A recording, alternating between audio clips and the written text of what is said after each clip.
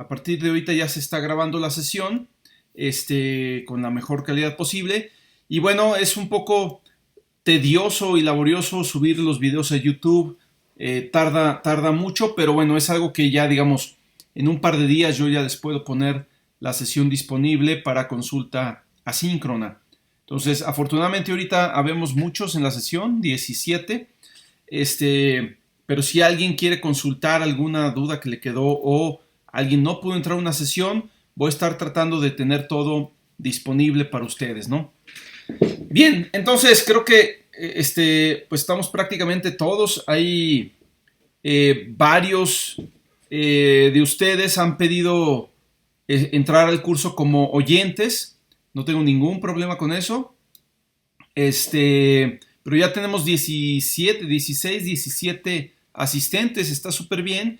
Y la próxima semana posiblemente se integren algunos cuantos más de posgrado, ¿sí?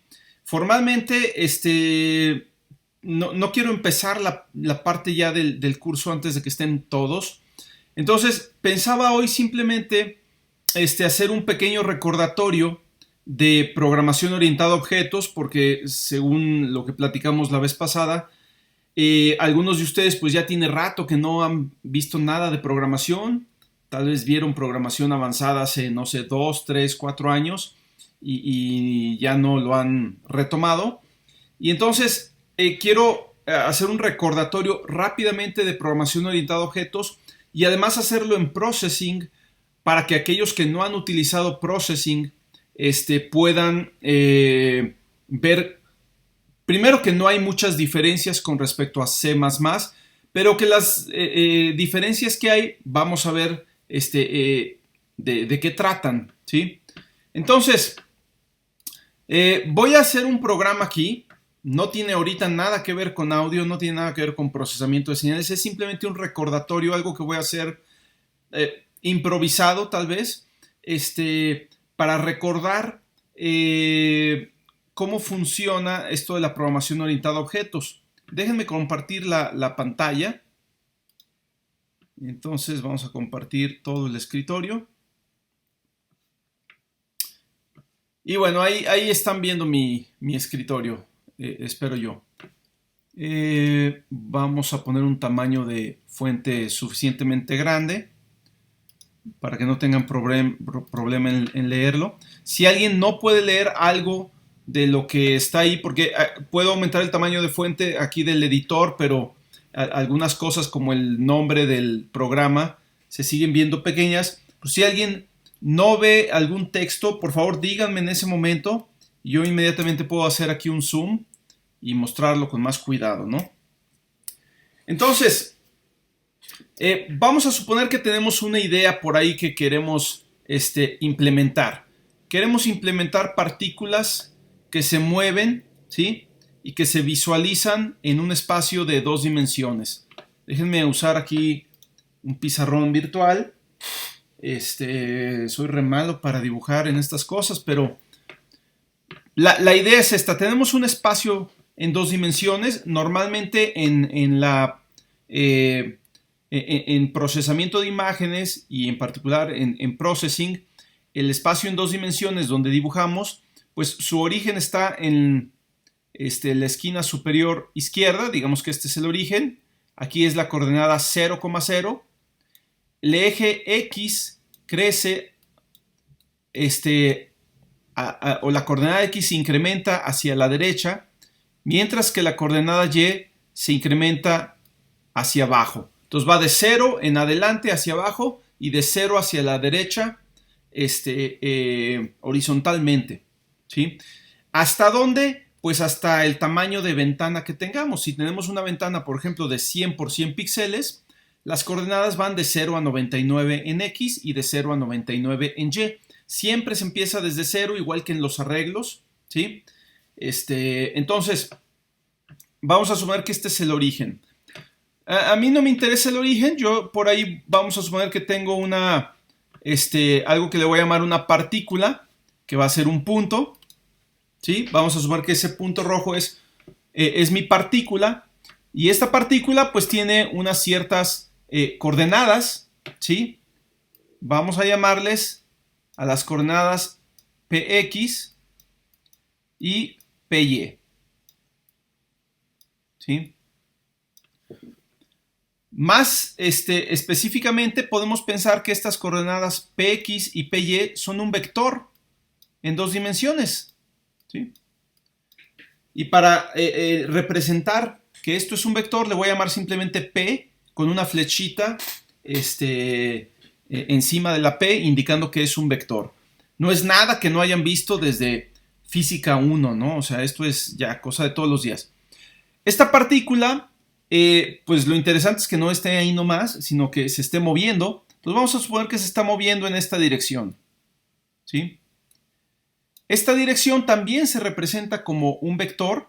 Este vector vamos a llamarle V. ¿Sí?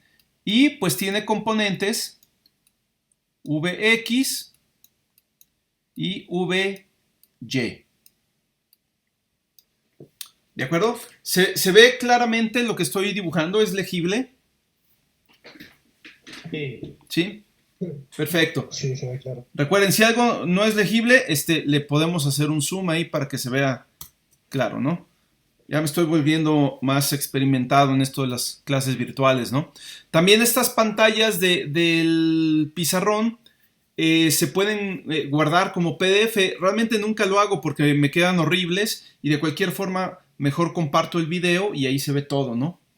Pero se quedan guardadas y si alguien después quisiera tener la imagen en un PDF, lo podemos exportar sin problema. Entonces, bueno, ¿cómo describimos este movimiento? Pues es muy fácil. Esta velocidad, si recuerdan, la velocidad son unidades de distancia por tiempo, mientras que la posición está dada en unidades de distancia. Entonces, si nosotros queremos saber cuál va a ser la nueva posición, digamos que esta velocidad es constante, ¿sí? Y queremos calcular la nueva posición de la partícula, vamos a llamarle P'.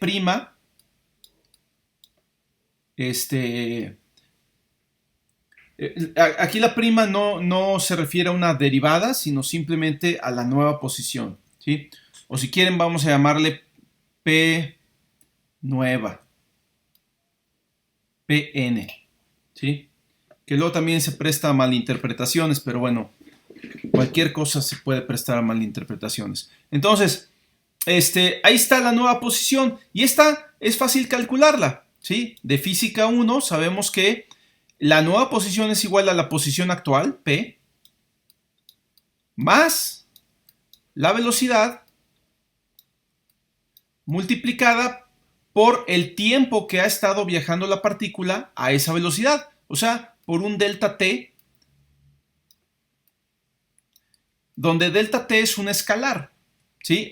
No es un vector, es un escalar que tiene unidades de tiempo, ¿sí? Entonces, por ejemplo, si mi partícula se mueve a 10 píxeles por segundo, ¿sí? Y transcurrieron 2 segundos, pues entonces se movió 10 por 2, 20 píxeles, ¿no?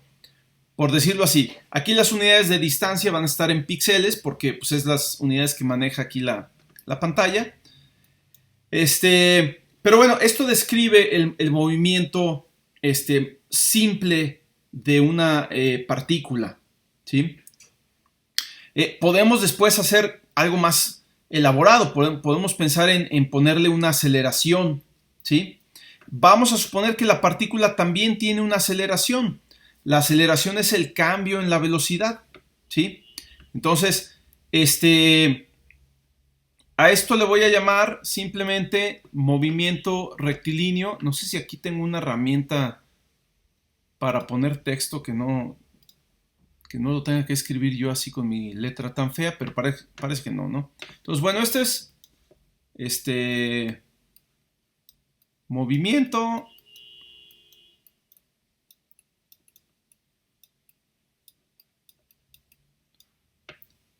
rectilíneo.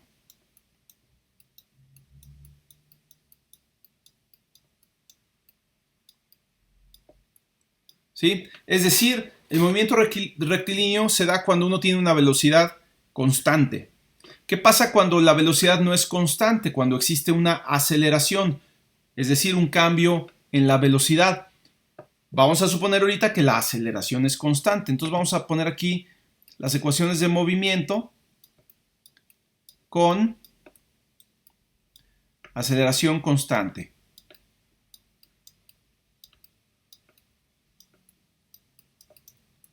Con aceleración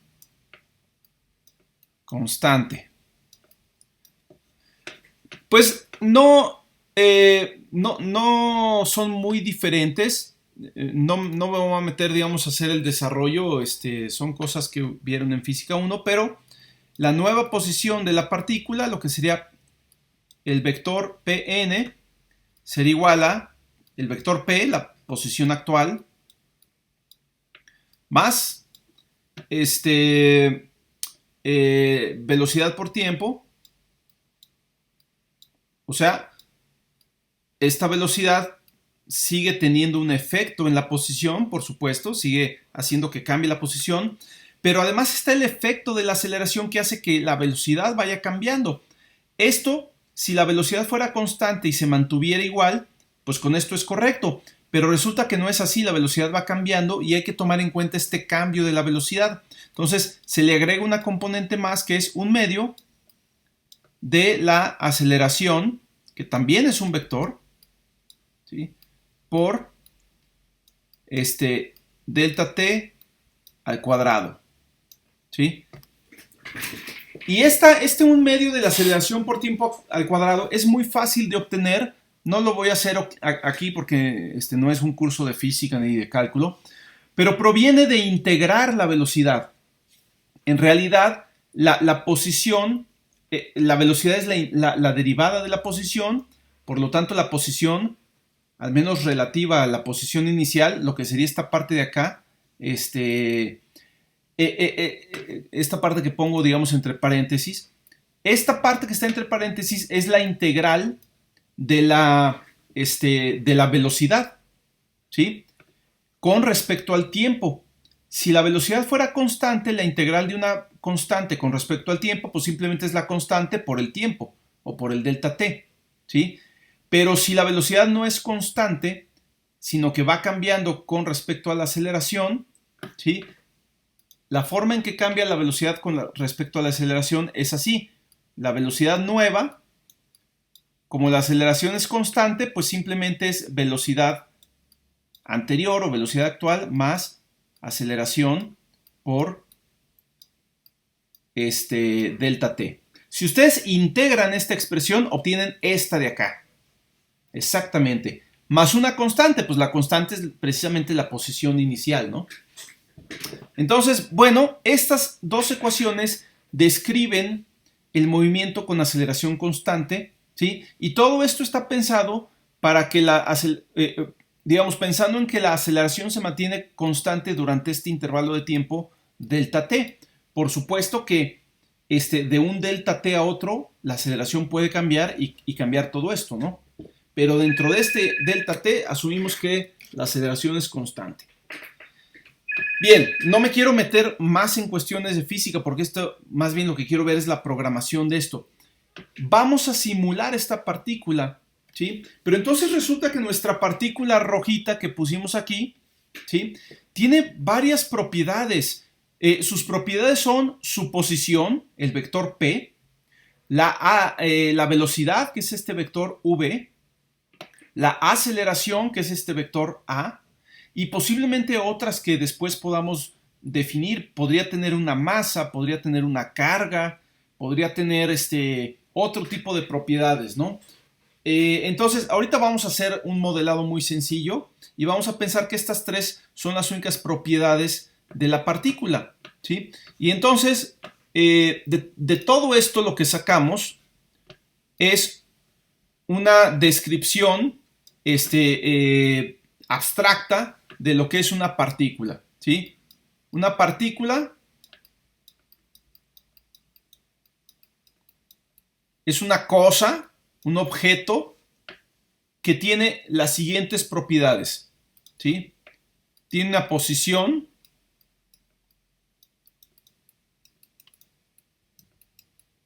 tiene una velocidad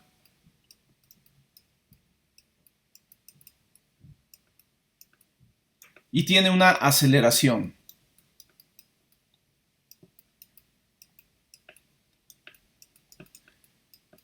Digo, no se trata de un curso de física, sino de pensarlo en estos términos, pensar que lo que queremos modelar o representar en nuestro programa es un objeto con ciertas propiedades. Estamos haciendo un proceso de abstracción, de pensar cómo podemos modelar algo de manera medio abstracta, ¿no? Entonces, bueno,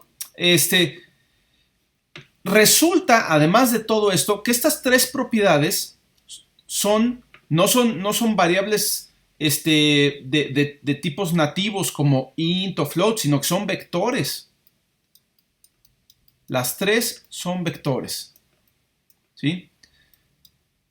Y entonces, pues la cuestión es cómo podemos operar con vectores. Vamos a tener que operar con ellos. Claro, una forma en que podríamos hacerlo es separarlos en sus componentes y operar con las componentes.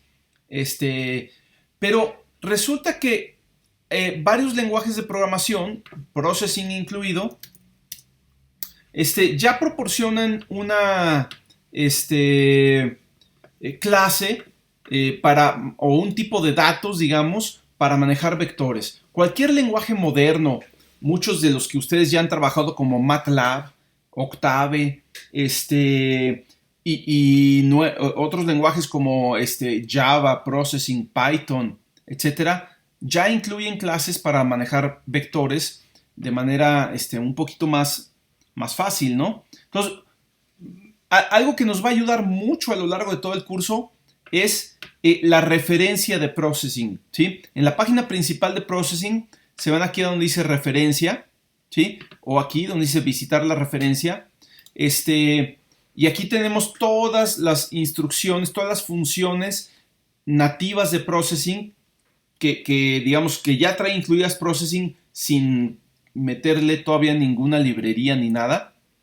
Ahorita las vemos.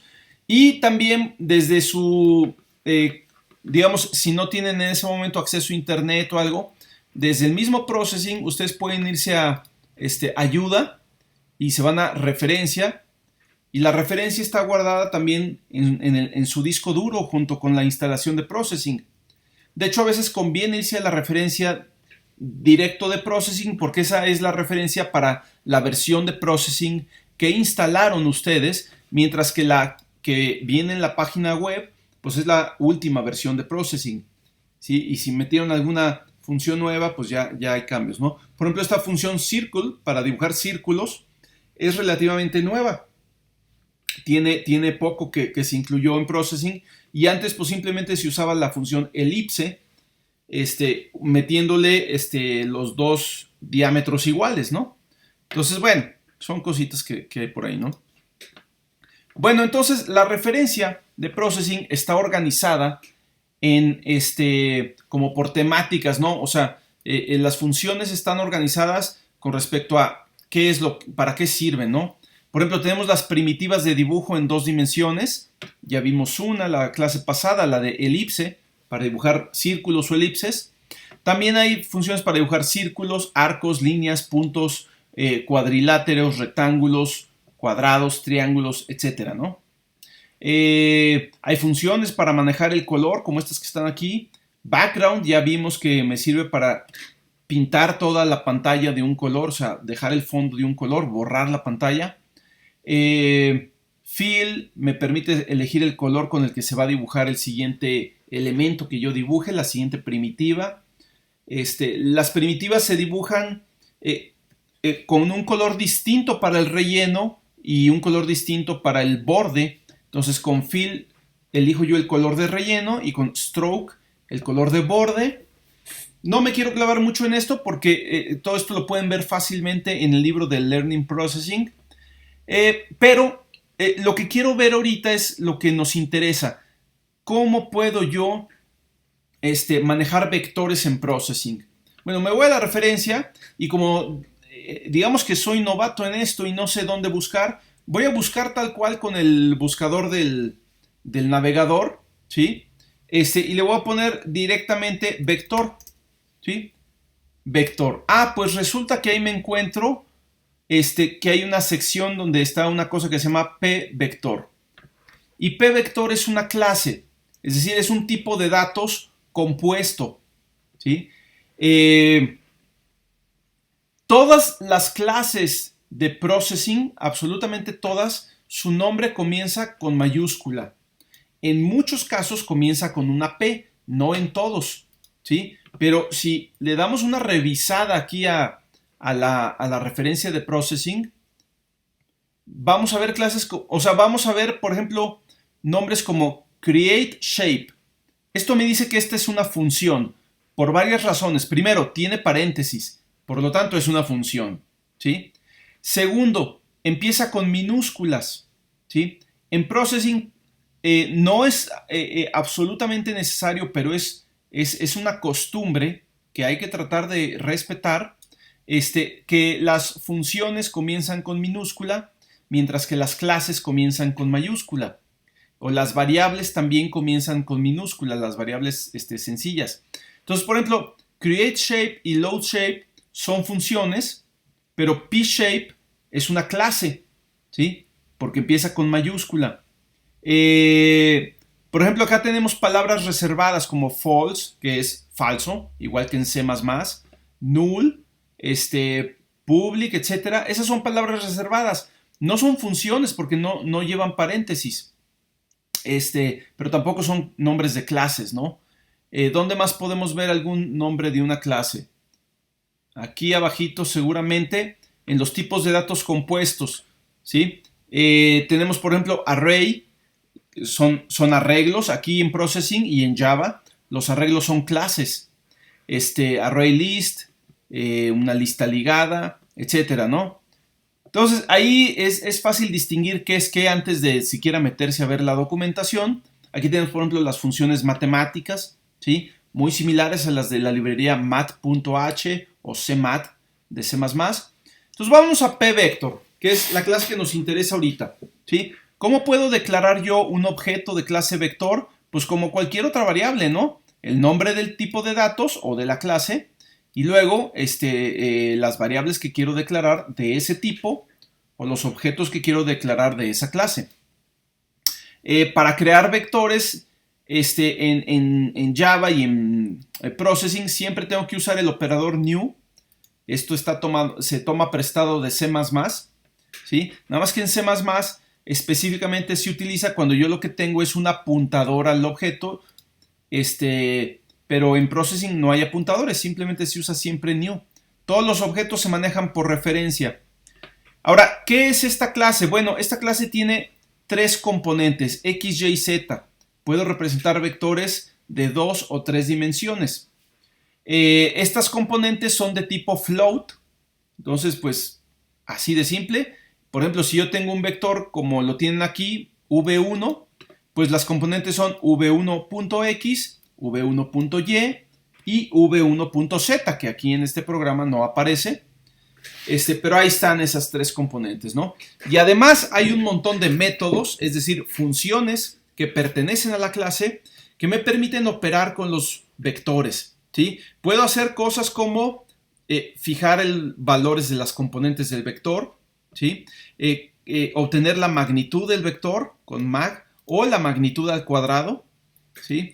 Lo que pasa es que es más barato calcular la magnitud al cuadrado. En realidad, para calcular la magnitud necesitas calcular la raíz cuadrada de la magnitud al cuadrado.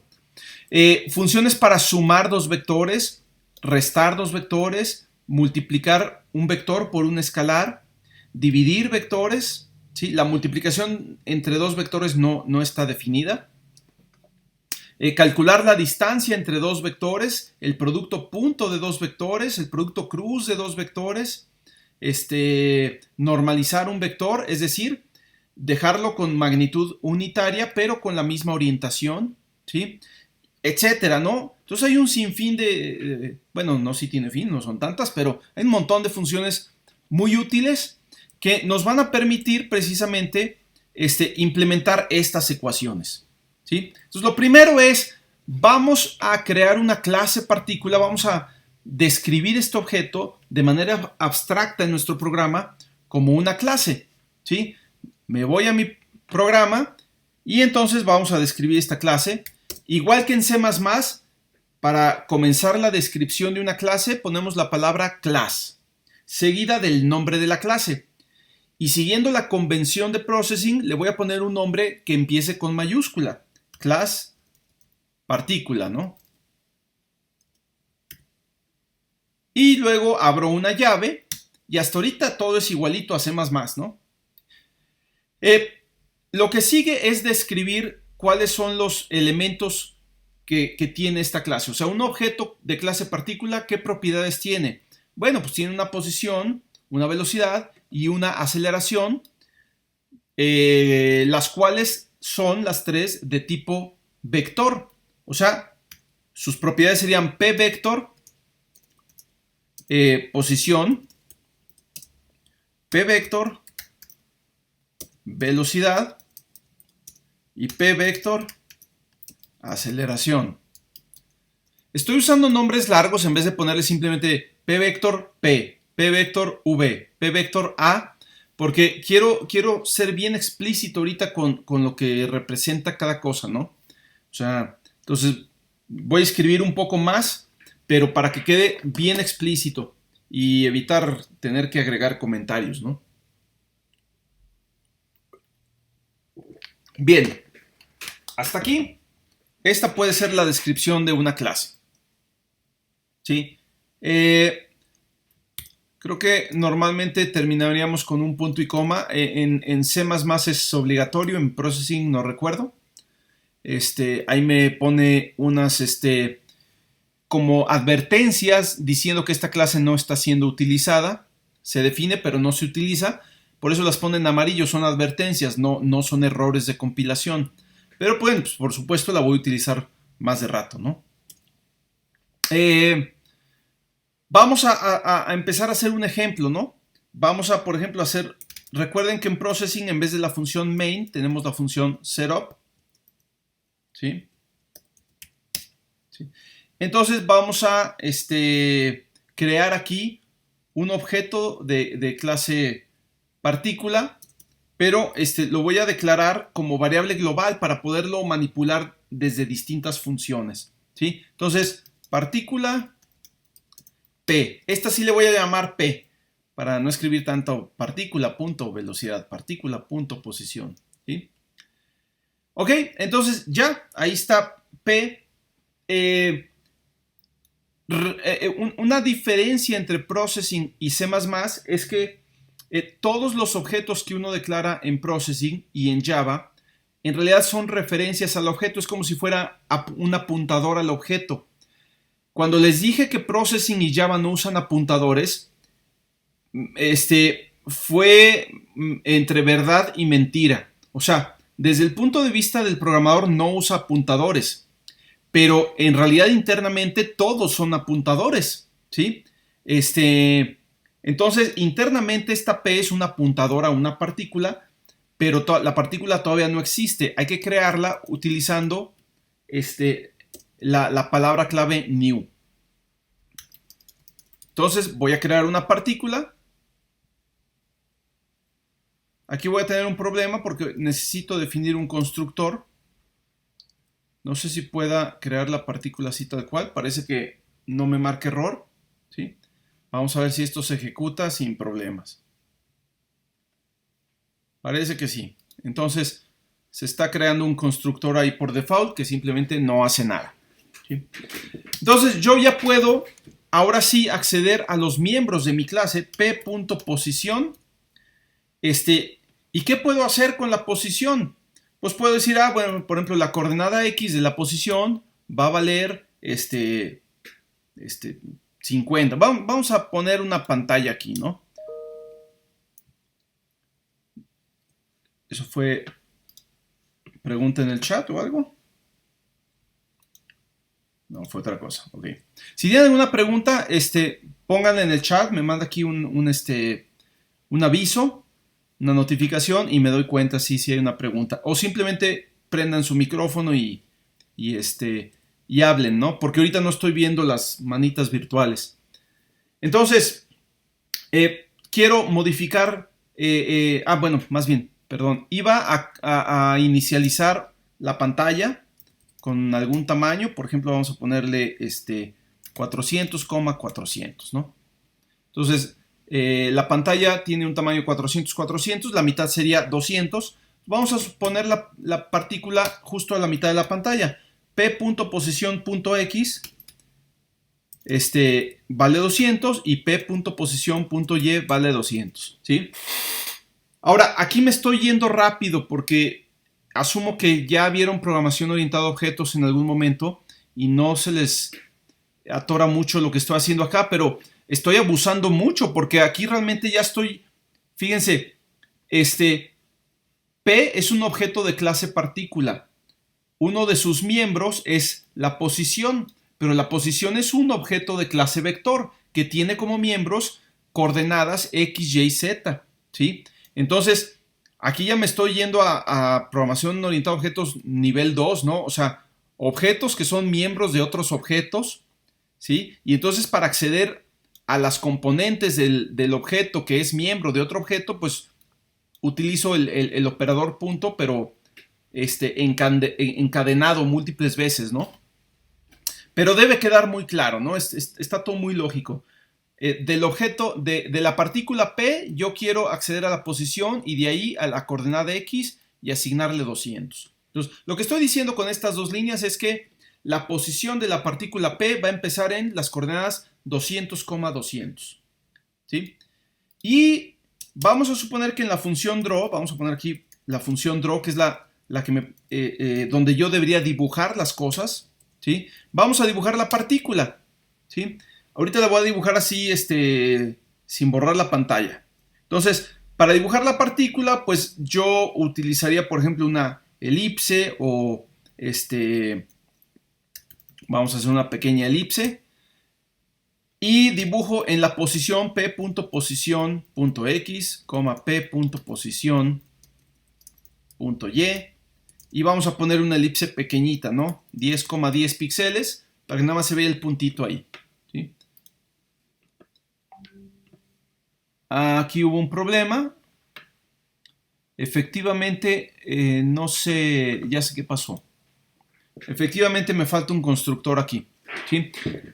Estoy creando aquí, es una de las cuestiones que hay que tener cuidado, con las que hay que tener cuidado en processing. Todos los objetos deben ser creados, ¿sí? ¿Por qué? Porque todos los objetos a la hora que se declaran como referencias o como apuntadores. Vamos a llamarle referencias porque realmente no los usamos como apuntadores.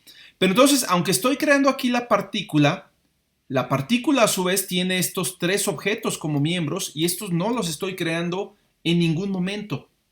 El momento correcto para crearlos es en el constructor de esta partícula. Entonces, sí tengo que agregar un constructor. Vamos a hacerlo. Nuevamente, estoy abusando de la memoria de ustedes.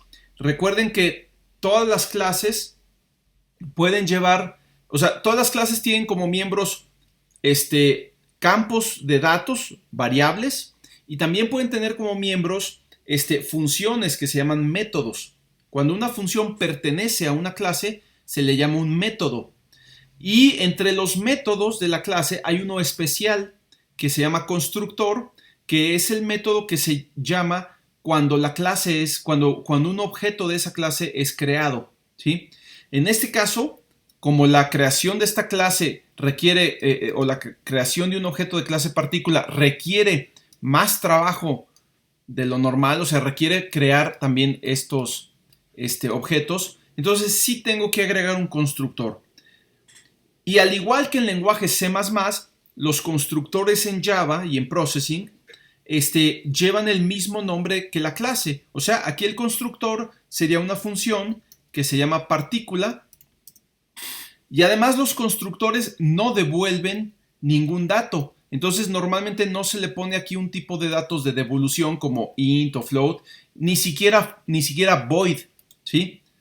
Entonces simplemente partícula es una función, un método que se va a llamar a la hora de crear una nueva partícula. Le puedo agregar aquí entre los paréntesis argumentos si los necesita. Ya se los tendría que poner acá también a la hora de llamar al constructor. Pero ahorita no le voy a poner argumentos, simplemente voy a crear estos objetos. Posición igual a new p vector. Velocidad igual a new p vector. Y aceleración igual a new p vector. ¿Sí? Y bueno, espero que, si se fijan, esto era un error de compilación, perdón, un error de ejecución, ¿no? O sea, un error que el compilador no me lo iba a detectar, ¿sí? Y son los errores a veces más difíciles de encontrar. Ahorita, pues porque la verdad, no había más para hundirse, ¿no?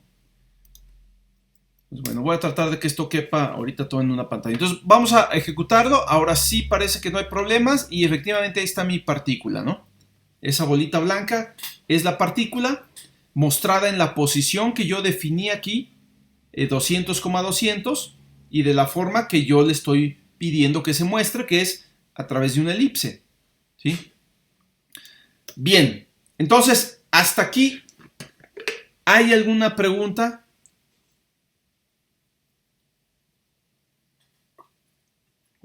Yo tengo una duda, doctor. Sí, adelante. Bueno, ya ve que, bueno, en C++ cuando usa memoria dinámica, buscan aparte un destructor. Es ¿Aquí correcto. también utilizan destructores? No, lo que hacen estos lenguajes modernos, vamos, ni siquiera es cuestión de que lo hagan los lenguajes modernos. Cualquier lenguaje interpretado o semi-interpretado lo hace. No hay destructores en Java porque el manejo de memoria no lo hace el programador, lo hace automáticamente el intérprete de Java, que en este caso es la máquina virtual de Java. Entonces, ¿qué es lo que hacen estos lenguajes? Tienen algo que se llama un recolector de basura y normalmente las clases, todos los objetos, implícitamente tienen algo que se llama un contador de referencias. Entonces, si tú creas un objeto y lo estás utilizando, por ejemplo, vamos a suponer que dentro de una función creas un objeto. Cuando termina la función, ¿sí?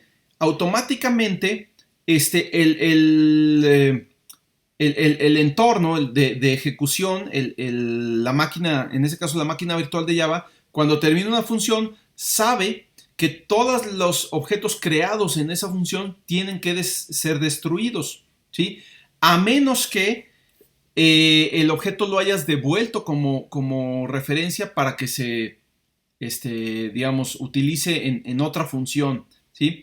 Entonces, de alguna manera, hay un mecanismo que se llama recolector de basura que va llevando, va rastreando cómo se van usando los distintos objetos del programa, y cuando detecta que hay un objeto que ya no se está usando, es decir, ninguna de las variables hace referencia a ese objeto, inmediatamente pues lo destruye y libera la memoria. Entonces, no existen destructores porque el proceso de destrucción es automatizado. Ahora, que si jala más o menos bien o no, pues es otra cuestión. O sea, es posible que este mecanismo no funcione del todo bien y si tú no tienes cuidado, puedes, no sé, de repente ocasionar fugas de memoria o saturar la pila del programa o algo así, ¿no? Pero bueno, en realidad, digo, ya los lenguajes modernos trabajan bastante bien en ese sentido, ¿no? O sea, ya son muy cuidadosos en llevar el conteo de referencias de un objeto, y en el momento en que detectan que el objeto ya no se le hace referencia desde ningún lado, ¿sí? Lo destruyen, ¿sí? Más adelante podemos hablar un poquito más de eso. Realmente sí es algo que casi que podríamos llevarnos una clase completa hablando de cómo se realiza el conteo de referencias, en qué momento se da cuenta el programa que una referencia deja o una variable deja de hacer referencia a ese objeto y todo eso. Pero eso ya es más cuestión de el diseño de lenguajes de programación y teoría de compiladores y todo eso, ¿no? Pero no, en estos lenguajes no existen los destructores. porque pues simplemente no se manejan apuntadores. El programador no administra la memoria, lo hace el mismo entorno de ejecución. ¿Ok? Muy bien, buena pregunta. ¿Alguna otra pregunta que tengan por ahí? ¿No? Muy bien. Si sale alguna pregunta, me pueden interrumpir. Ahorita voy a seguir. Voy a tratar de llevar esto a algo interesante, ¿no? Bien, entonces ya vimos cómo definir una clase. Simplemente dentro de la clase declaramos sus propiedades, ¿sí? Por lo general vamos a querer incluir un constructor. No siempre, vamos a ver en qué casos sí, en qué casos no, pero por lo general se va a necesitar un constructor. Pero además del constructor, nosotros también podemos agregar otras funciones dentro de la clase, es decir, métodos que hagan diversas cosas, ¿sí? Por ejemplo, esta clase partícula, a mi gusto, pues debería tener tres, bueno, podría tener 3 o más de 3, pero ahorita yo creo que por cuestiones de tiempo voy a hacer 2 métodos que para mí son fundamentales. El primero es que la partícula se dibuje a sí misma, ¿sí? O sea, vamos a poner un método que se llame, vamos a llamarle dibuja. Fíjense que ahora el nombre del método lo pongo con minúsculas, ¿sí? Para ser consistente con las convenciones de processing, ¿sí? Y este método dibuja, pues simplemente va a hacer exactamente esto que está aquí en Draw. Va a dibujar una elipse, ¿sí? O un punto. Lo voy a cambiar por Bueno, ahorita vamos a hacerlo con elipse. Va a dibujar una elipse en la posición, pero como estoy dentro de la clase, recuerden, aquí yo tengo acceso directo a los miembros de la clase. Entonces, de hecho no puedo poner p.posición porque aquí no se sabe qué diablos es p. P no existe en este contexto. P es una partícula en específico. Aquí yo estoy definiendo cómo se va a comportar esto para todas las partículas en general. Entonces simplemente digo, bueno, toma la posición de la partícula, úsala como el centro de una elipse, ¿sí? Y luego, con un radio pequeño, de hecho el 10 se me hizo demasiado grande, le voy a poner 5, y así dibujas la partícula, ¿no? Entonces, este es un método nuevo que hemos creado para la clase partícula. Lo que quiere decir esto es que las clases no solamente agrupan información o datos, también agrupan acciones que se pueden realizar con esos datos, ¿no? Entonces, la idea de lo que es una partícula aquí no solo es qué propiedades tiene, sino también qué puede hacer esa partícula. Pues la partícula se puede mover de la manera que describen estas ecuaciones. La partícula se puede visualizar y la partícula posiblemente después pueda hacer otras cosas, ¿no? Si nos da tiempo para hacerlas. Pero por lo pronto se puede dibujar. Y a la hora que yo defino este método, pues esta parte de aquí se vuelve redundante, ¿sí? Y es más sensato, o más bien para eso lo estoy haciendo, poner simplemente p.dibuja. O sea, agarra p y dibújala. ¿Cómo? Pues como se dibuja la partícula p, ¿sí? Lo cual está descrito en este método, ¿sí? Si yo ejecuto el programa, pues el resultado es exactamente el mismo. Pero aquí lo importante es que conceptualmente la acción de dibujar una partícula ya no la estoy haciendo como parte del programa, sino como parte de la partícula. O sea, una partícula debe ser capaz de dibujarse a sí misma. Ya es otra característica que tiene una partícula, ¿sí? Esto vamos a ver más adelante qué ventajas tiene, ¿no? Bien, otra cosa que puede hacer una partícula es moverse, ¿sí?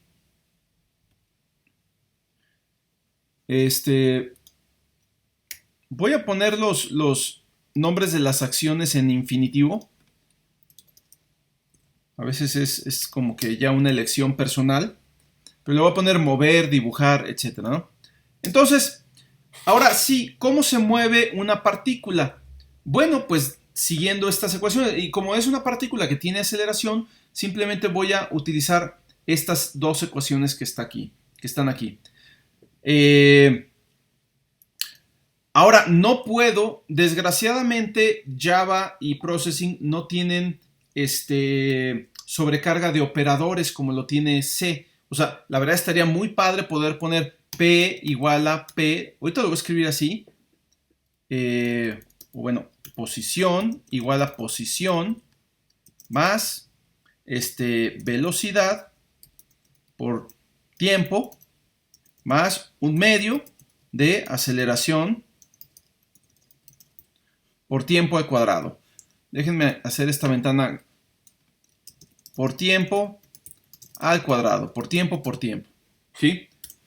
Si mi lenguaje tuviera sobrecarga de operadores, yo podría escribir esto y pues simplemente es tal cual una traducción de esta fórmula que está aquí en el lenguaje de programación, ¿no? Desgraciadamente, Processing y Java no tienen esta funcionalidad. Entonces, lo que tenemos que hacer es apoyarnos en los métodos de la clase pvector para sumar vectores y multiplicarlos por escalares, ¿sí? Por ejemplo, algo que tengo que hacer es multiplicar un vector por un escalar, ¿sí? Cuando hago esto, básicamente lo que obtengo como resultado es un nuevo vector, ¿sí? De hecho, se puede hacer de dos maneras, ¿sí? Una es más eficiente que otra. Si yo pongo estos métodos están sobrecargados también, es decir, existen distintas versiones de estos métodos, ¿sí? Si yo simplemente al método multiplicar le paso un número, el vector se multiplica, el vector desde el que yo llamo a este método se multiplica por ese número y ya, ¿no? ¿Sí? Entonces, si yo le paso un vector y un número, entonces el vector v se multiplica por n y el resultado se le asigna al vector desde el que yo llamo aquí a esto, ¿no? Oh, no es verdad. Más bien, esta versión se llama directamente desde la clase pvector, es lo que se llama un método estático, ¿sí? Lo mismo existe en el lenguaje C++, perdón. Es un método estático. Entonces, bueno, hay múltiples variantes ahí, ¿no? Entonces, déjenme, hay que tener cuidado por ejemplo, algo que sería incorrecto es decir, pues si quiero multiplicar velocidad por tiempo, pues agarro velocidad y lo multiplico, llamo al método mult, por el tiempo. Esto no está bien porque me va a modificar el vector velocidad y yo no lo quiero modificar. El que quiero modificar es el vector posición, ¿sí? Entonces, es el tipo de cositas con las que hay que tener cuidado. Entonces, realmente yo lo que quiero es multiplicar velocidad por tiempo y el resultado guardarlo en un vector temporal, digamos. Vamos a ponerle así.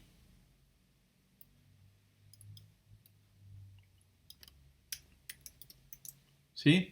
Ahora sí, esta forma de usar el método mult toma el vector velocidad, lo multiplica por el escalar tiempo, ¿sí? Y me devuelve un nuevo vector. Este nuevo vector, pues yo ya lo puedo sumar a la posición. Entonces, déjenme descomponer ahorita olvídense de esto, ¿sí? Vamos a partir de aquí. Tenemos esta forma que es la ideal, pero no la podemos poner así. Pero vamos a cambiarla por una forma similar, ¿sí? En vez de poner posición igual a posición más algo, podemos poner posición más igual a algo, ¿sí? Esto es algo clásico en cualquier lenguaje de programación así basado en C, ¿no? Y aquí estoy sumando dos términos. Este es el primer término y este es el segundo. Y entonces realmente esto lo puedo poner también así, ¿sí? Tomo el primer término y se lo sumo a posición. Y luego tomo el segundo término y se lo sumo a posición. Y pues simplemente esto lo hice porque vamos a suponer que no quiero tener que extender tanto aquí la pantalla, ¿no? ¿Sí? ¿De acuerdo? Entonces, bien. Ahora, esto sí lo puedo hacer muy parecido ¿Sí? Esta parte de velocidad por tiempo ya sé cómo la voy a resolver, así como está aquí. ¿Sí? Eso ya lo resolví. ¿Sí? Pero este más igual, pues también no lo puedo usar así. Lo que tengo que usar es el método add, ¿sí? De la clase vector. Entonces, ¿cómo funciona este método? Igual tiene varias variantes, ¿sí? Puedo pasarle un vector y, y este vector se lo suma al vector desde el que mando llamar el método, que es justo lo que quiero hacer aquí. Entonces, esto funciona bien si lo pongo así. ¿Sí? Posición, punto, súmale el resultado de multiplicar la velocidad por el tiempo. Eso funciona. Aquí me está subrayando este tiempo porque es una variable que no está definida ahorita en ningún lado, pero eso lo resolvemos ahorita, ¿sí? Y esta línea pues va a ser algo similar. En vez de este más igual, le vamos a poner el punto add. Vamos a llamar al método súmale. Y aquí nuevamente tengo un vector por un escalar, nada más que el escalar es todo esto. Este es el escalar, 0.5 por tiempo al cuadrado o 1/2 por tiempo al cuadrado es el escalar por el cual yo voy a multiplicar el vector de aceleración. ¿Sí? Y ahora sí, estas dos líneas me implementan esta fórmula que teníamos acá. Nada más la primera, me falta implementar la segunda, pero esa también ya sé cómo hacerlo. Es sumarle al vector v el producto de un vector por un escalar. Pues entonces, la segunda fórmula es simplemente velocidad punto súmale a la velocidad el resultado de multiplicar la aceleración por el tiempo. Y ahora sí, estas tres instrucciones implementan estas dos ecuaciones que están aquí, que son las ecuaciones de movimiento. Ahora, ¿este tiempo de dónde lo saco? Pues bueno, vamos a suponer que ahorita no sé, pero puede variar. Entonces, simplemente se lo vamos a pasar aquí como, como un argumento a la función mover. ¿Sí?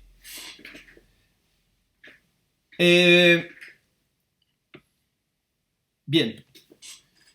¿Hasta aquí alguna pregunta? Aquí ya estoy abusando mucho porque les digo, ya estoy aprovechando que existe esta clase p-vector, pero ya con esto puedo hacer las operaciones de una manera más rápida en el sentido de usar menos instrucciones.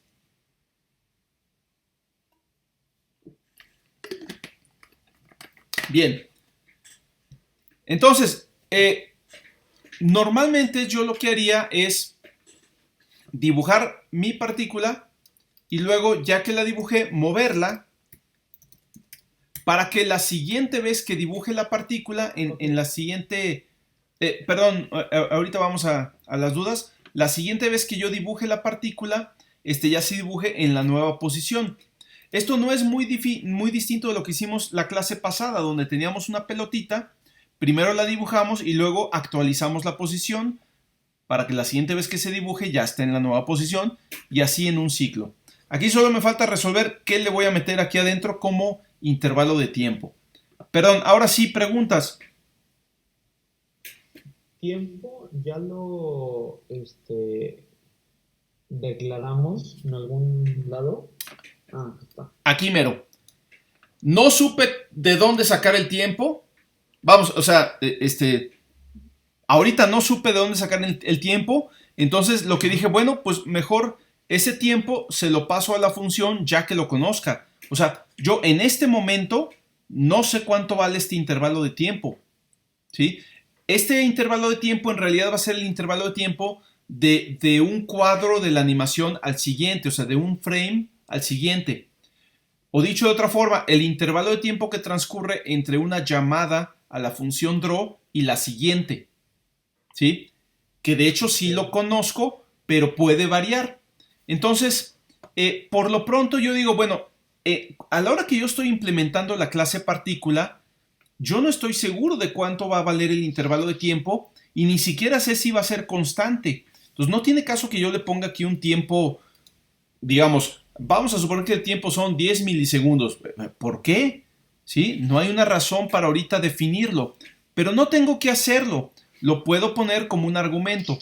Ahora, ¿por qué ponerlo como un argumento de la función y no como una propiedad de la partícula? Pues porque realmente el intervalo de tiempo que transcurre de un cuadro a otro no depende de la partícula. No es una propiedad de la partícula, es una propiedad de otra cosa, ¿no? Entonces mejor lo tomo de fuera, por decirlo así. Asumo que me lo van a pasar en algún momento a través de los argumentos de esta función, ¿sí?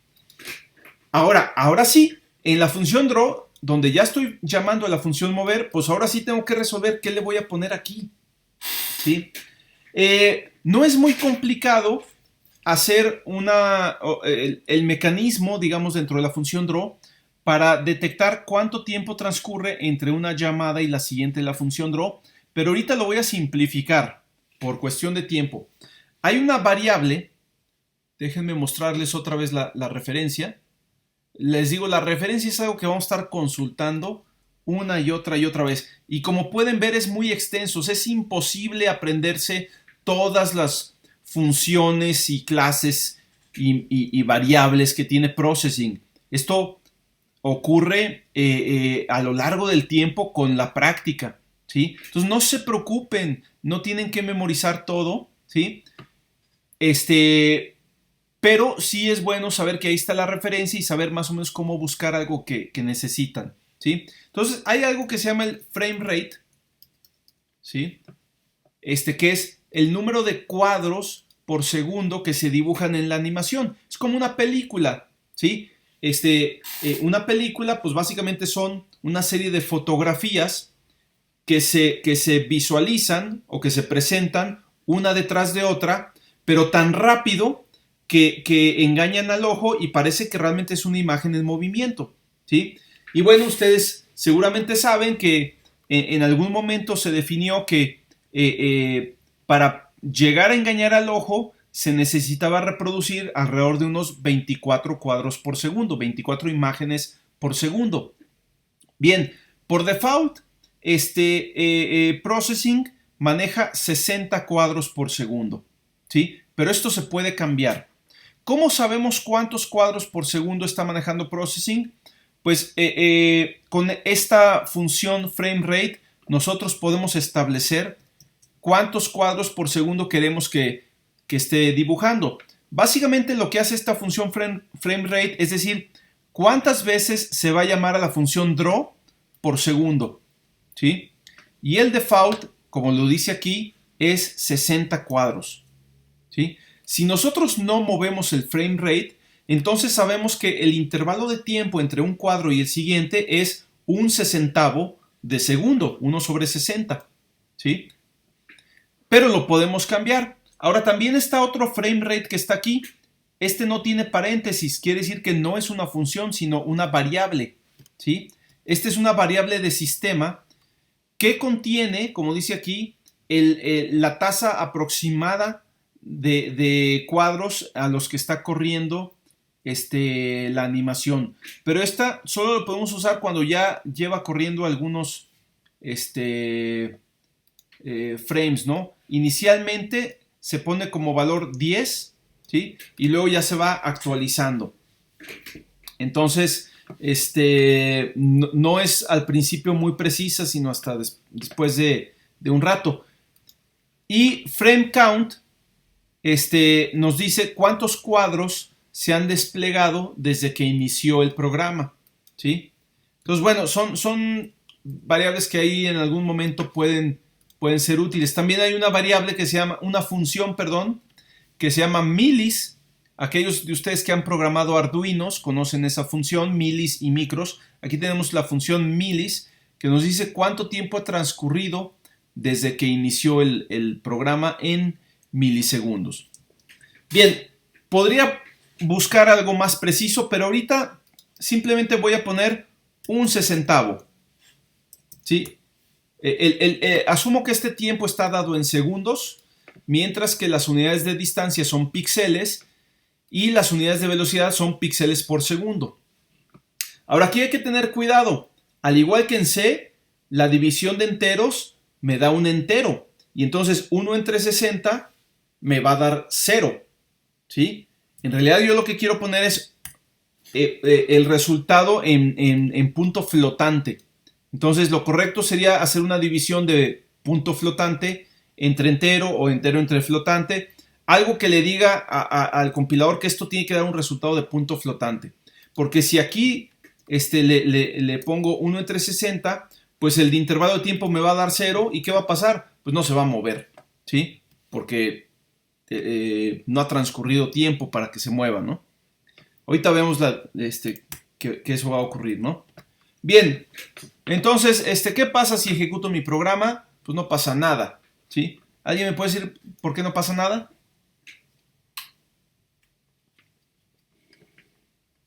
¿Por qué no se mueve si ya le estoy pidiendo que se mueva? Porque la velocidad y la aceleración son 0. Exactamente, ¿sí? Y esto no se ve de manera explícita en mi programa. Otra diferencia entre Processing o Java y C es que en Java, por default, todas las variables numéricas se inicializan a 0. Esto no ocurre en C, pero aquí todas las variables se inicializan a 0. Entonces, como no le estoy dando ningún valor a la velocidad ni a la aceleración, por default valen 0. ¿Sí? Entonces, pues vamos a darle valores, ¿no? Por ejemplo, yo sé que vamos a poner p.velocidad en x, ¿sí? Yo sé que la partícula empieza en la posición 200, ¿sí? En el centro de la pantalla. Entonces, del centro de la pantalla al borde son 200 píxeles, ¿sí? Vamos a suponer que quiero que esos 200 píxeles los cubren 5 segundos exactamente. Pues tiene que tener una velocidad de 40 píxeles por segundo. ¿Sí? 40 por 5 me da 200. Pues vamos a ver si realmente tarda 5 segundos en llegar al extremo de la pantalla. La velocidad es positiva, entonces va a ir hacia la derecha. ¿Sí? Es lo mismo que tenía antes. Px igual a Px más Vx, ¿no? Nada más que ahora sí que mucho más sofisticado. Pero fíjense lo mismo. 1, 2, 3, 4, 5. Se fue. Entonces, más o menos, ¿no? O sea, es una buena simulación. ¿Sí? Quiero que ahora se cubra la distancia en 2 segundos. Pues vamos a poner una velocidad de 100 segundos. 1, 2, adiós. ¿Sí?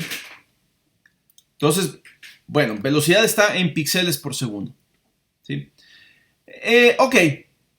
Está bien. ¿Sí? Vamos a ponerle valores. ¿Sí? Ahora, ¿qué pasa si ponemos una aceleración? ¿Sí? Vamos a suponer que simulamos una aceleración gravitacional. Para empezar, voy a poner una velocidad. Recuerden que aquí la coordenada y crece hacia abajo. Y entonces la gravitación, si quiero que jale las cosas hacia abajo, tiene que tener una componente positiva en y. Y si quiero que las cosas, por ejemplo, vamos a suponer que quiero que la partícula vaya hacia arriba, vamos a ponerle una componente negativa en y. Aquí se va a ir hacia arriba. ¿Sí? Igual en 2 segundos llega hasta la esquina, ¿no? ¿Sí? Déjenme ahora poner la posición que empiece en 0. En X, en Y igual empieza en 200. Simplemente estoy jugando aquí un poquito con las cosas. ¿Sí? Empieza en 0 y con la misma velocidad. ¿Sí? En 2 segundos llega para acá. Pero ahora pongo una aceleración hacia abajo. P.aceleración .y igual a algo positivo para que jale las cosas hacia abajo. No sé qué valor ponerle porque aquí las unidades estarían ahora sí que en píxeles sobre segundo al cuadrado, ¿no? Entonces, voy a experimentar. Vamos a empezar poniéndole 10. Lo único que sé es que debe ser positivo. Y no fue suficiente. Vamos a ponerle algo más grande. Vamos a ponerle 50. Y ahora sí, hace una parábola. Y es un tiro parabólico. ¿Sí? Y funcionó muy bien, ¿sí? Vamos a poner una aceleración más grande, o sea, de 100. Y ahí está. Entonces ya estamos simulando proyectiles, ¿sí? Ahora, todo esto está muy padre, ¿no? Antes de continuar, ¿alguna pregunta?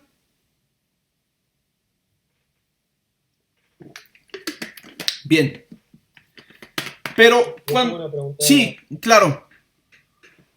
Es una duda que me quedó hace rato que mencionó del float que tenía que ponerle el punto.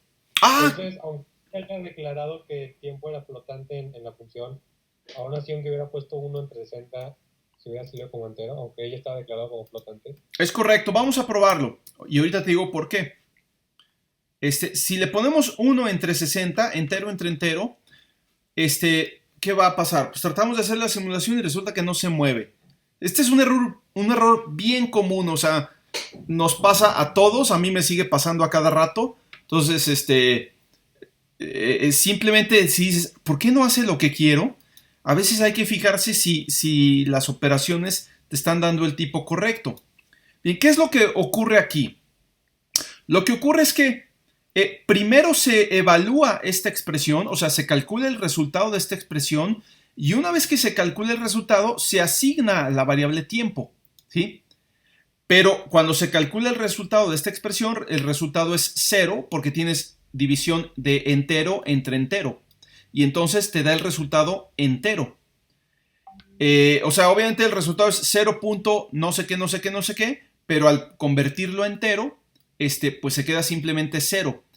Y ya que se calculó ese 0, ahora sí, ese resultado se le asigna al argumento tiempo, ¿sí? Pero pues ya después de que se hizo la conversión, ¿sí? Y es por eso que aunque el argumento es de tipo flotante, el valor que le estás asignando es de tipo entero. Lo mismo pasa, por ejemplo, si tú dices float x es flotante, pero ahora vamos a hacer la división de 5 entre 3, ¿sí? ¿Qué va a pasar aquí? 5 es entero, 3 es entero. Entonces primero se calcula este resultado. No le puedes asignar un valor a una variable hasta no saber qué valor es. Entonces primero se tiene que realizar este cálculo. Pero 5 entre 3 te va a dar 1. No te va a dar 1.66666, que es lo que debería dar como flotante, ¿no? Te da simplemente 1 y ese 1 se le asigna a x. Y entonces x va a valer 1.0. ¿Sí? Esto también ocurre en lenguaje C. Entonces, bueno, obviamente, bueno, pues ya nos fijamos que no se está moviendo la partícula. Ahorita está fácil porque hay veces que es un quebradero de cabeza darse cuenta dónde estuvo el error. Por eso yo siempre les recomiendo cada cosita que hagan en su programa, pruébenla antes de proceder con el resto del programa. No hagan un programa muy largo y lo prueban hasta el final, porque si no funciona, para saber dónde está el error es muy complicado, ¿sí? Vayan siempre probando su programa una cosa a la vez y por eso yo aquí lo voy haciendo así, ¿sí? Bien, entonces ahora sí ahí tenemos nuestro tiro parabólico jalando súper bien, ¿sí? Ahora, esto está muy padre, ¿sí? Ya tenemos una clase que describe una partícula, pero cuando uno lleva el curso de programación avanzada, tú dices, bueno, ¿y para qué hago una clase si esto lo podría haber hecho con puras funciones? ¿Sí? Bueno, es que la magia está cuando combinas estructuras de datos, ¿sí? Cuando tú haces una clase, normalmente no es para tener un objeto de esa clase, es para tener muchos, ¿sí? Y entonces vamos a buscar la forma ahora de tener no una partícula, sino muchas. Va a ser un poco problemático estarle dando aquí valores. Entonces, bueno, lo voy a hacer. Podríamos definir un nuevo método para hacerlo. Lo que voy a hacer es no tener una partícula, sino crear un arreglo de partículas. Y esto lo hago porque quiero ver cómo manejar arreglos en processing, ¿sí? Entonces, ahora en vez de tener una partícula, vamos a tener un arreglo de partículas. Si ustedes estuvieran en el lenguaje C, para crear un arreglo, tendrían varias alternativas. Por ejemplo, podrían ponerlo así, partícula P y con corchetes, ¿no? ¿Sí? O decir que P es una apuntadora partícula y luego ya hacer que apunte a un arreglo. En processing si tú quieres tener arreglos, simplemente le agregas los corchetes al final del nombre de la clase o del tipo de datos. ¿Sí? Por ejemplo, int es una variable de tipo entero. Int corchetes es un arreglo de enteros. ¿Sí? Cualquier variable cumple esto. Float es una variable de tipo flotante, pero float corchetes es un arreglo de flotantes. ¿Sí? Puedo tener arreglos de vectores, p vector corchetes, ¿sí? Puedo tener arreglos de partículas, puedo tener arreglos de arreglos, ¿sí? Un arreglo de arreglos, por ejemplo, lo que sería un arreglo bidimensional de enteros, se escribe así. Int es un entero, int corchetes es un arreglo de enteros, y esto sería un arreglo de arreglos, ¿sí? Como si fueran, por ejemplo, cada arreglo de enteros es un renglón, y tienes varios renglones, pues es como una matriz, ¿no? Entonces, esto lo vamos a usar muchísimo ahora sí en la parte de audio. Entonces, aquí ya tengo un arreglo de partículas, pero resulta que en Java todos los arreglos son objetos, ¿sí? O sea, esto realmente es una clase que se llama arreglo de partículas. Y como todos los arreglos son objetos, también hay que crearlos. Y luego, si los elementos del arreglo son objetos en sí, cada elemento hay que crearlo usando new. ¿Qué quiere decir esto? Pues que aquí se nos va a complicar un poquito porque primero tengo que crear el arreglo, p igual a new partícula, y aquí sí pongo la dimensión del arreglo. Vamos a suponer que quiero ponerle 10 partículas. Y luego tengo que crear cada una de esas 10 partículas. Aquí ya no puedo usar p igual a new partícula porque p ya no es una sola partícula individual, sino un arreglo de partículas. Las partículas individuales pues serían p subíndice 0, p subíndice 1, p subíndice 2, etcétera, ¿no? Entonces lo que voy a hacer aquí es un ciclo for, ¿sí? P. Voy a hacerlo primero de la manera estándar, como se haría en C. For int i igual a 0, i menor que 10, pues son 10 partículas, i más más. ¿Sí? Y voy a hacer algo chido de processing, o del editor más bien, que seleccionas una parte del código, le pones tab y te indenta todo, ¿no? Y ahora sí, en vez de p tengo p subíndice i igual a new partícula, tengo que crear cada una de estas 10 partículas una por una. Bueno, no una por una, dentro de un ciclo, pero a fin de cuentas hacerlo para cada una. Y luego para cada una defino la posición, para cada una defino la velocidad, para cada una defino la aceleración y todo eso, ¿no? Ahorita va a estar medio chafa porque todas las partículas van a tener la misma posición, la misma velocidad, la misma aceleración y por tanto se van a dibujar en el mismo lugar y se va a ver como una sola. Pero en realidad son 10 ahí pegadas, ¿no? ¿Sí? También a la hora de dibujarlas, pues tengo que hacerlo de una por una. Entonces vamos a hacer el ciclo int igual a 0, i menor que 10, i más más. Ahorita lo estoy haciendo así, estilo C, ¿no? Hay una mejor forma de hacerlo que la vamos a ver ahorita en un minuto. Bueno, no un minuto, un poco más. ¿Sí? No, ahorita lo único que quiero hacer es probar esto para ver que funciona y no me truene el programa. Porque recuerden, cuando uno utiliza arreglos, tanto en C como en Java y Processing, empiezan a,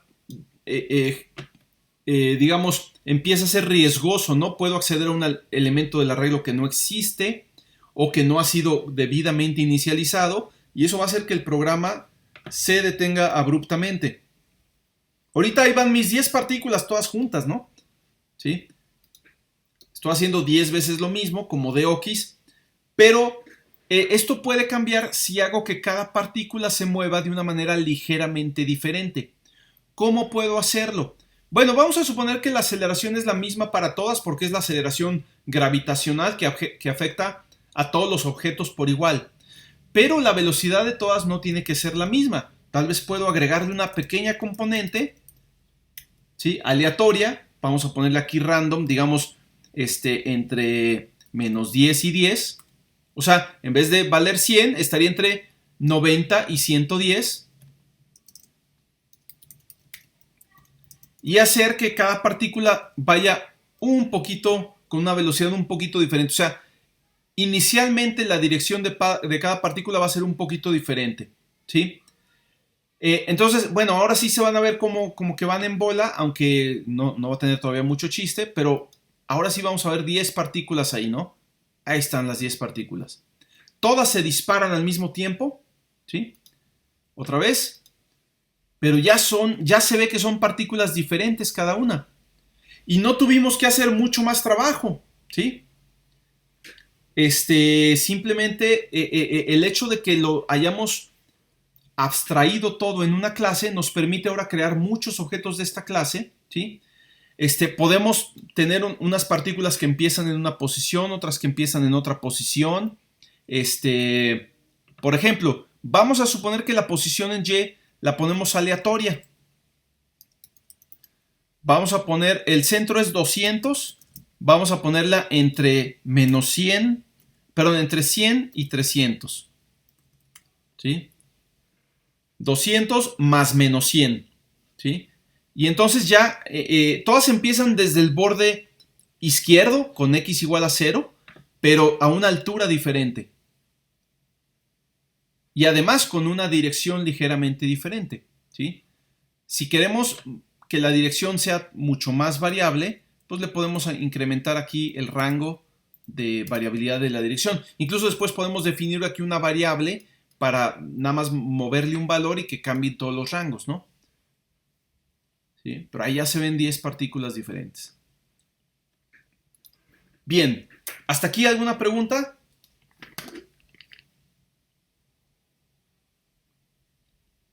Yo tengo una. Sí, adelante. La longitud de la recta se puede poner dinámico o tiene que ser siempre un valor fijo, como en este caso el 10. Para allá iba justamente, ¿sí?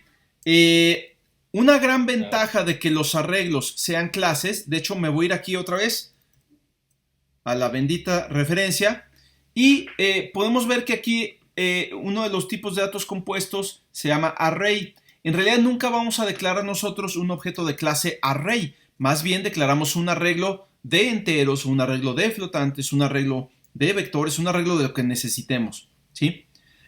Esta clase array abarca a todos los arreglos, ¿sí? Pero aquí podemos ver qué propiedades tienen los arreglos, ¿sí? Por ejemplo, tienen un miembro, una componente que se llama length, que me dice cuál es la longitud o el número de elementos del arreglo. Entonces, lo ideal no es que yo ponga aquí de manera alambrada 10, porque si ahora quiero tener, por ejemplo, 20 partículas, pues voy a tener que cambiar aquí a 20 y aquí a 20, a ver si me acuerdo, ¿sí? No, lo ideal es decir, no, pues ¿sabes qué? Pues agárrate el arreglo P y agárrate el número de elementos que tenga, p.length. Y acá también p.length. ¿Sí? Y ahora sí, puedo tener 20 partículas o puedo tener 100. Ya nada más le cambio aquí el número de partículas con las que declaro el arreglo inicialmente y este p.length pues ya se modifica de manera acorde y ahí están mis 100 partículas, ¿no? Entonces, esa es una ventaja de que los arreglos sean clases también. Tengo, además de esas ventajas, posiblemente otras por ahí, ¿no? Otra cosa, esto no lo vamos a usar mucho en el curso, pero se pueden recorrer los arreglos usando los ciclos for de una manera un poco diferente. Pero la verdad creo que no me voy a meter ahí porque no lo vamos a usar en el curso y no tiene caso, ¿no? Todo el recorrido de los ciclos lo vamos a hacer a través de un contador como está aquí, ¿sí? Entonces, bueno, imagínense que ahora digo, oye, ¿sabes qué? No me gusta cómo estamos dibujando las partículas.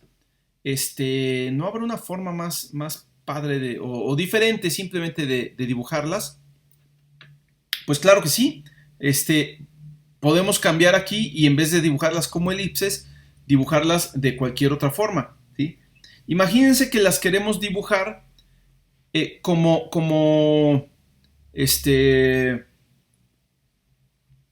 flechas, tal vez, que apuntan en una cierta dirección, que apuntan a lo largo de la velocidad, ¿sí? Voy a pensar ahorita en que la velocidad,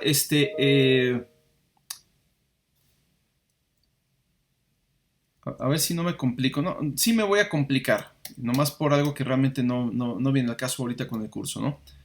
La cosa es que podría yo cambiar aquí la forma de dibujar las partículas, ¿sí? Por ejemplo, en vez de usar elipses, vamos a dibujar, o cambiarle el tamaño de las partículas o cualquier cosa, ¿sí? Y ya lo estoy haciendo para todas, ¿sí? Ahora son partículas más grandes, ¿no? O puedo cambiarles de color, o puedo hacer cosas diferentes. O quiero ahora moverlas de otra manera, ¿sí? Por ejemplo, algo que es interesante es, imagínense que una partícula se sale de la pantalla, ¿sí? Y entonces, cuando se sale de la pantalla, tú quieres que se reinicie, que vuelva a aparecer en otro lado. Entonces, primero, sería interesante que esta inicialización la hagamos en una función, en un método de la clase, ¿no? Entonces vamos a poner un método nuevo que se llame inicializa. O inicializar. Quedamos que en infinitivo para adoptar ahí alguna cosa, ¿no? Voy a hacer un copy-paste así, chafa. Pum, pum, pum, pum.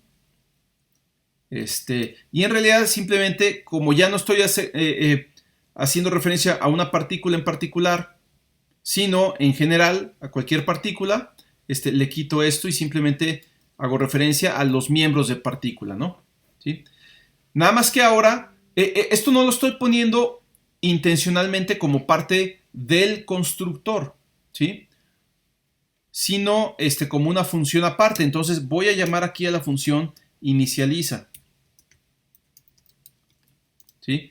El resultado va a ser el mismo.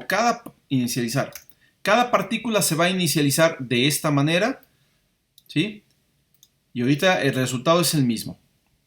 Pero imagínense que yo detecto que una partícula se sale de la pantalla, ¿sí? Eso es muy fácil de hacer.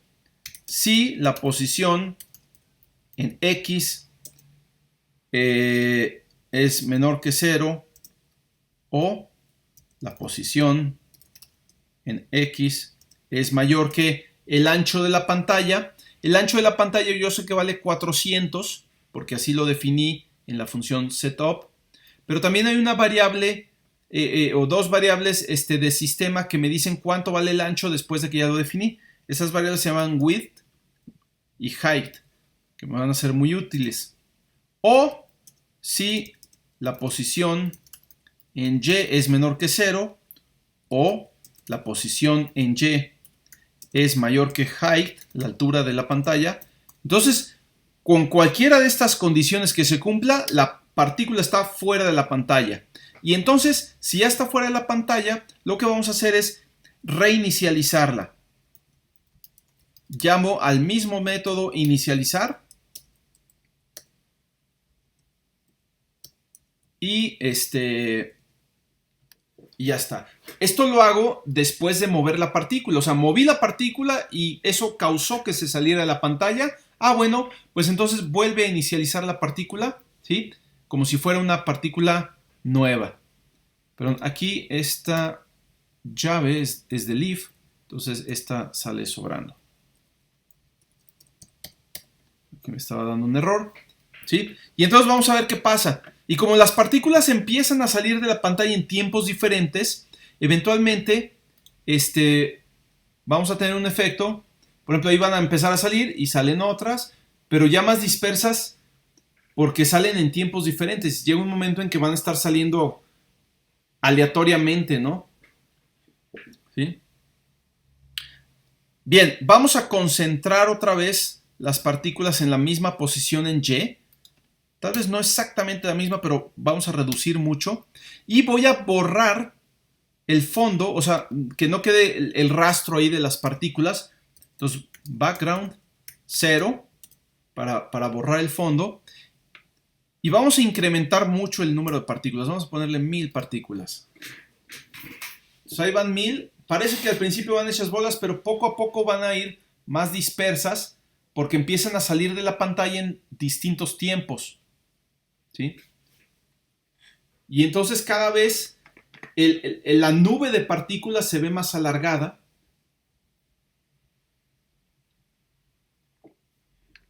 Hasta que va a llegar un momento en que en vez de ser una nube, parece ser una especie de flujo continuo de partículas, como un chorro así de una manguera, ¿no?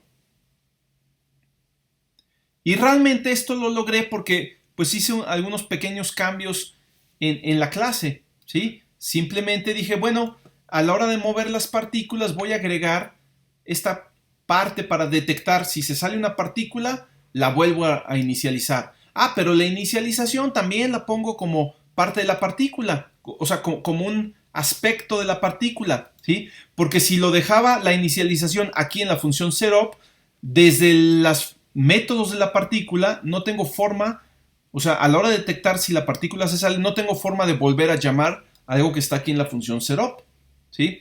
Entonces, aquí sí es una gran ventaja que esta parte de inicialización sea un método de la partícula y que además esté fuera, o sea, aunque es para inicializar la partícula, no lo pongo en el constructor porque el constructor no lo puedo volver a llamar. Lo pongo fuera del constructor precisamente para llamarlo en el momento en que yo quiera. Y ahora sí, después de un tiempo, resulta que ya tengo un flujo constante de partículas, ¿sí? Y se ve ya ahora sí como un chorro de manguera, ¿no? Bien, esto que acabamos de hacer es algo que se llama un sistema de partículas, ¿sí? Una versión así súper simplificada de un sistema de partículas, muy básico, pero eso sobre todo para mostrarles que la programación orientada a objetos tiene muchas ventajas, y eso que no hemos hablado aquí todavía de herencia, que lo vamos a utilizar también, y que processing realmente no es muy distinto de C++. Hay algunas cuestiones que hay que tomar en cuenta. En particular, processing no utiliza apuntadores, sino que todos los objetos se manejan por referencia y por lo tanto hay que inicializarlos, ¿sí? Hay que crearlos todos absolutamente usando la instrucción new, como si estuviéramos en C++ usándolos a través de apuntadores, ¿sí?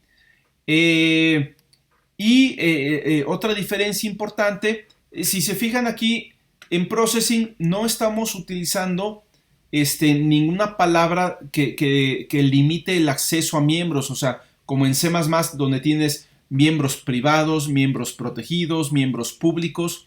En processing, todos los miembros son públicos, absolutamente todos. Esto es una cosa de processing, no de Java. Java sí tiene esta distinción entre miembros públicos, privados, protegidos, pero processing, como está orientado a la simplicidad, todo lo maneja como público. Entonces, bueno, ya si quieren hacer desarrollo de software un poquito más, más profesional, ahí sí tienen que pensar más en usar Java que processing. Pero para hacer prototipos y cosas así simples, processing funciona bastante bien, ¿sí?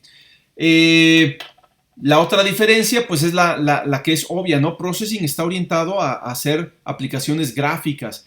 O sea, fue muy fácil visualizar esto. Fíjense que es un programa de 50 líneas. Aquí llega la línea 54, bueno, pero si quitamos los espacios, básicamente es un programa de 50 líneas y ya estamos haciendo una simulación de un chorro de agua con un sistema de partículas. Y pensar hacer esto en C++, pues para empezar, ¿cómo vamos a visualizar y graficar esto, no? Entonces, son las ventajas de processing. Ahorita yo estoy usando aquí un tipo de fuente bastante grande, tamaño 24, y por eso el programa se sale un poquito de la pantalla, pero es un programa realmente muy pequeño, muy cortito. Si me voy, por ejemplo, a tamaño 18, que creo que todavía es legible para ustedes, puede que casi quepa todo el programa ahí, no va a caber todo. Llega hasta toda la definición de la clase,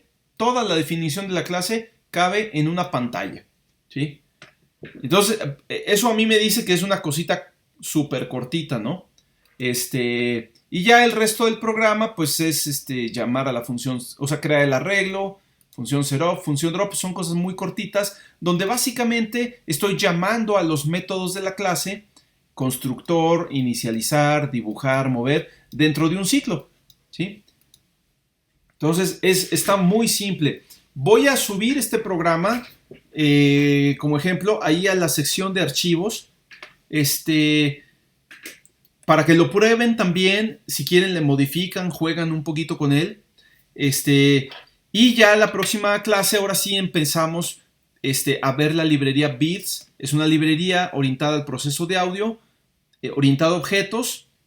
Vamos a ver cuál es la clase principal que vamos a estar manejando, cómo utilizarla, ¿sí? Y lo básico de la librería. ¿Ok? ¿Preguntas? ¿Dudas? Déjenme de una vez guardar esto. Guardar como. Me voy a ir a. Creo que sí tengo aquí un lugar de audio. Y vamos a ponerle Sketch 2. Ahorita le pongo nombres así genéricos porque no son realmente parte del curso, ¿sí? Vámonos aquí al Teams, equipos, archivos, materiales de clase.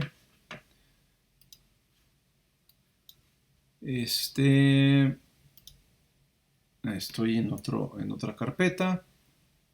Dropbox, cursos, audio, Sketch 2. Aquí está. Y ahí les va.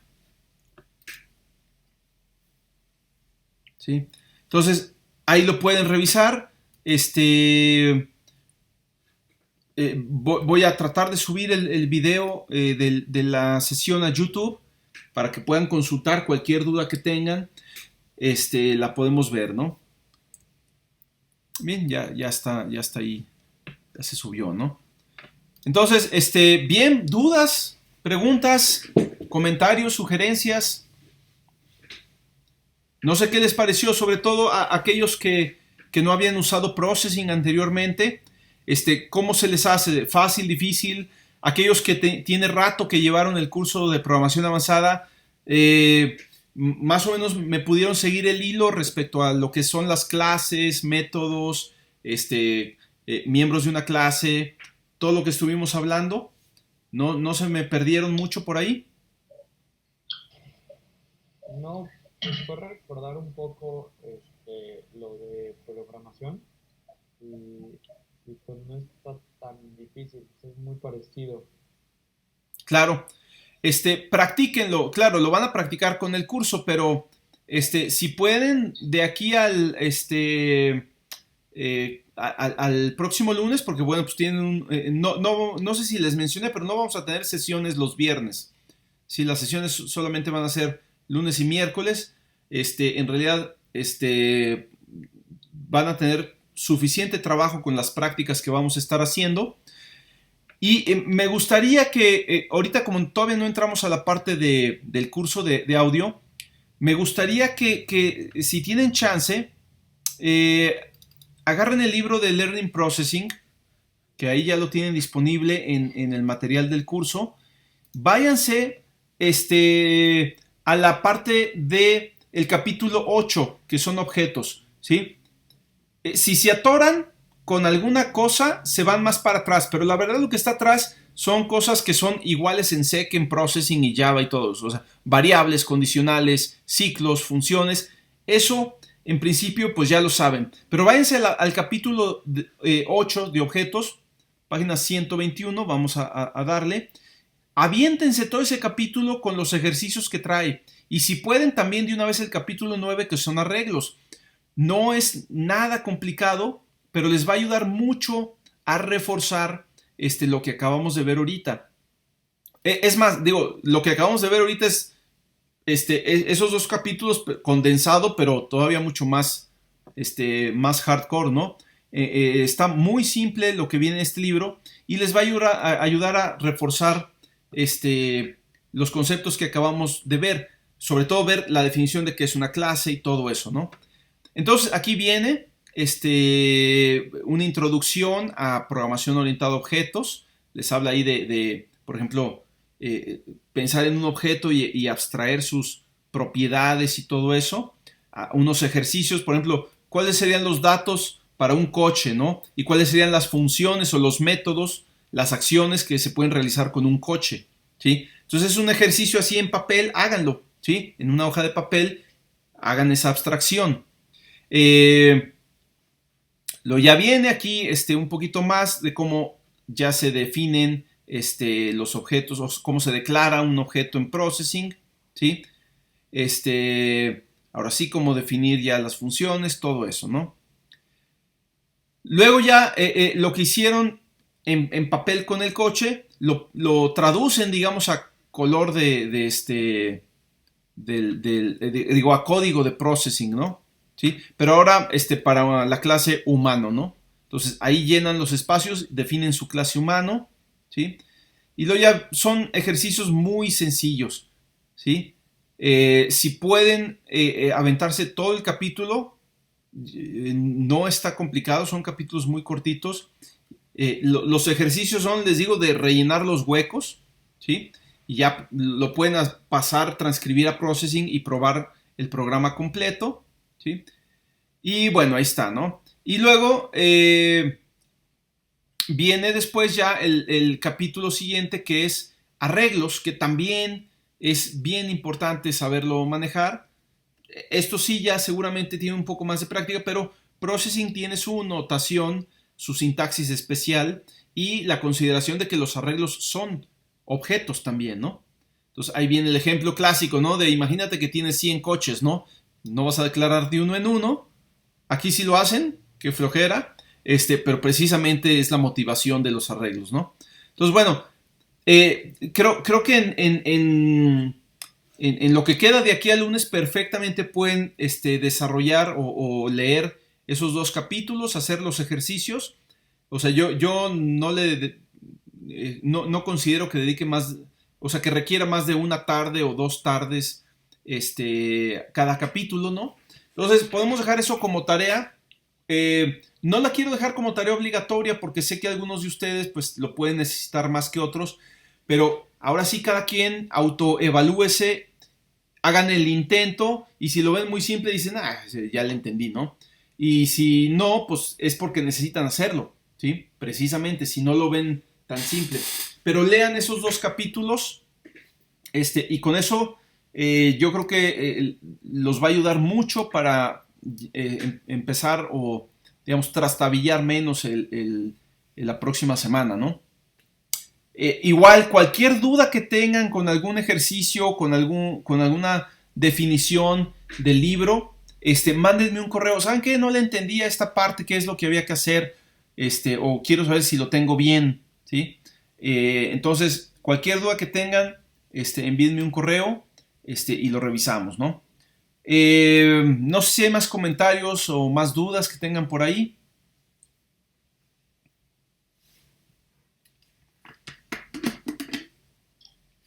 No, todo bien. Profe, ¿Perdón? yo Sí. es que no estoy agregado aquí en el grupo porque todavía no la doy de alta. Quería ver si todavía me puede agregar para poder checar los archivos y eso que está aquí en el grupo. Claro que sí. ¿Quién eres, perdón? Es García Morales, segundo lugar. Ok, déjame ver la lista aquí de miembros. ¿No estás agregado al grupo?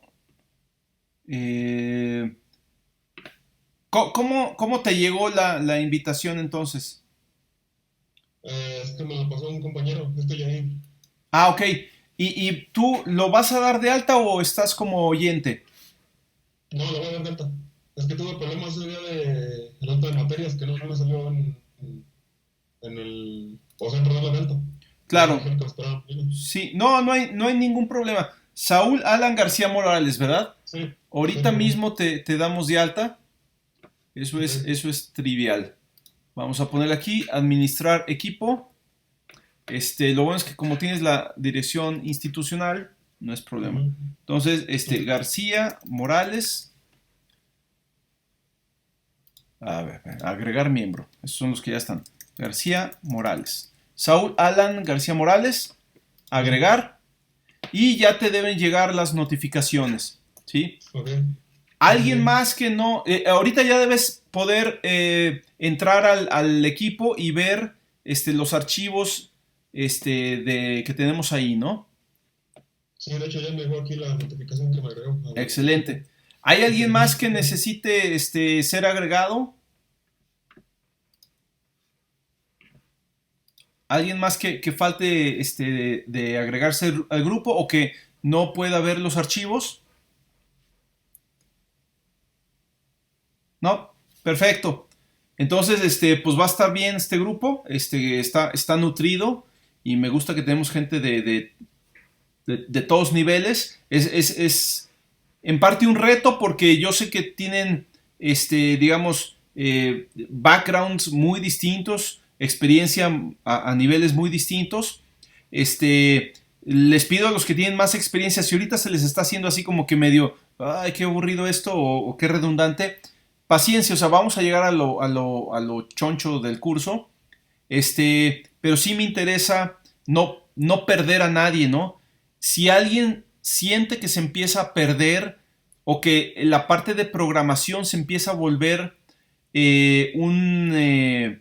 una barrera para el curso, díganme y vemos cómo hacerle, ¿sí? O sea, requiere mucha programación el curso, pero tampoco quiero que la programación se convierta en un impedimento para hacer la parte o para entender las cuestiones de señales de audio, ¿no? Pero bueno, vamos a estar trabajando así y yo creo que más o menos lo podemos llevar bien todos, ¿no?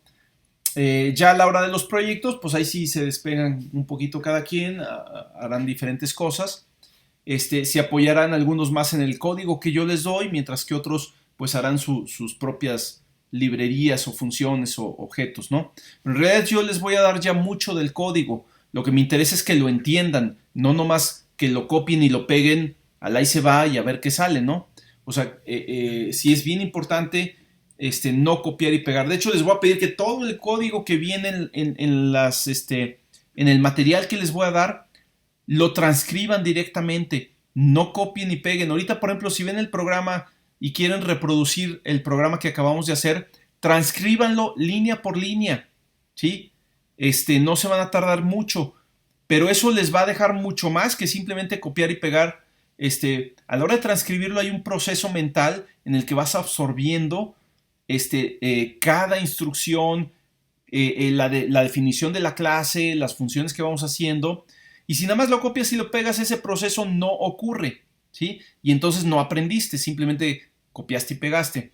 Entonces, lo que yo digo siempre, la única manera de aprender a programar es programando, ¿sí? Y eso implica teclear las instrucciones completas. A mí me caen gordos los entornos de programación que tienen esa función de autocompletar, porque siento que se convierte en una muleta, ¿no? O sea, luego ya no sabes cómo programar sin esa fregadera, ¿no? Entonces, acostúmbrense a transcribir todo a mano, ¿sí? Les va a servir muchísimo. Es más, van a aprender hasta mecanografía ahí, a teclear más rápido, ¿no? Bien, pues terminamos por hoy. Nos vemos el próximo lunes, ¿sí? Les envío la invitación. Voy a tratar de hacer que la sesión se programe automáticamente para cada semana, ¿sí? A ver si no la riego por ahí, pero por lo pronto nos vemos el lunes. Cualquier duda, me pueden escribir un correo y pues creo que eso es todo, ¿no? ¿Sí?